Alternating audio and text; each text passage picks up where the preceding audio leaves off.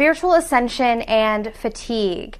So this happens all the time on our spiritual path, but if we are not aware of the spiritual terms and, our body is going through an awakening, then it can be really scary because we start to feel tired all the time. We feel fatigued. We have no energy. So I personally went through this for 2 years. And I remember at the time, luckily, I had my business set up in such a way where I only had so many clients a day. But after I finished those clients, I remember having no energy left to do anything. I had no, motivation to go out. I was completely exhausted and fatigued. And now looking back, I understand the process, and I wanted to make a video on this today. So for those of you who are going through this right now, where maybe you are shifting, your body is shifting into a higher state of consciousness, and you're experiencing this main symptom of the awakening process. So the first thing to note is to not get freaked out. If you're tired all the time, the best thing that you can do is drink water and go to bed.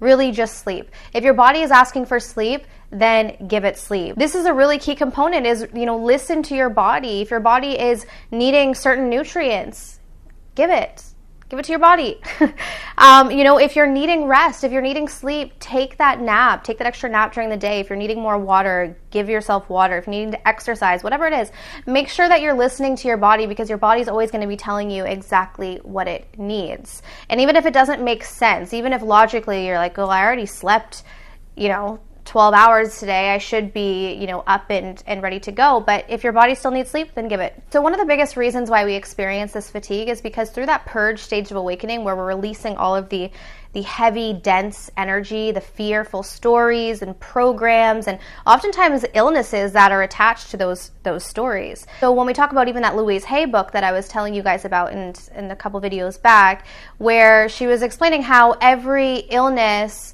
is really just a certain thought pattern. And as we released, resentment and hurt and pain and heartbreak and past ancestral trauma, we also release the illnesses that are associated with that. But that energy is very dense and it can be stored in the body. So as we're purging this and we're raising our state of consciousness, because our body can't take this with us to a higher state. So your consciousness is shifting, but your body also needs some time to adjust. It's used to being in a lower state of consciousness. It's used to being in a denser energy form. So as you're shifting into a higher state of consciousness, your body is needing to let go of all of the heavy energy. And this is why I was saying before, you may experience ascension fatigue. If you guys haven't watched that video, I highly recommend it.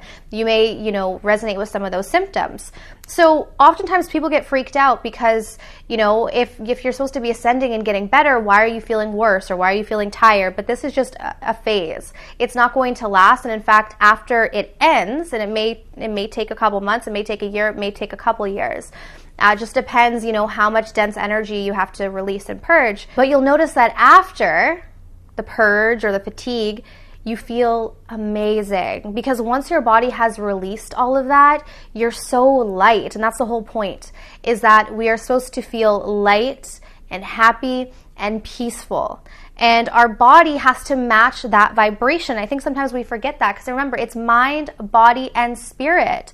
These are all combined, and that's why it's important to, focus on our spiritual aspect, but we also have to, not neglect our mind and not neglect our body, because they all are unified. But the key here is that if you are feeling this fatigue and this exhaustion, this is completely normal, right? If you're experiencing other ascension symptoms as well, and just allow yourself to go through this process. It's going to take however long it has to, right? Like I said, for me, it took 2 years. It was on and off, so I'd have little energy bursts, but then I would go back into exhaustion, and it really made no sense, because how old was I at the time?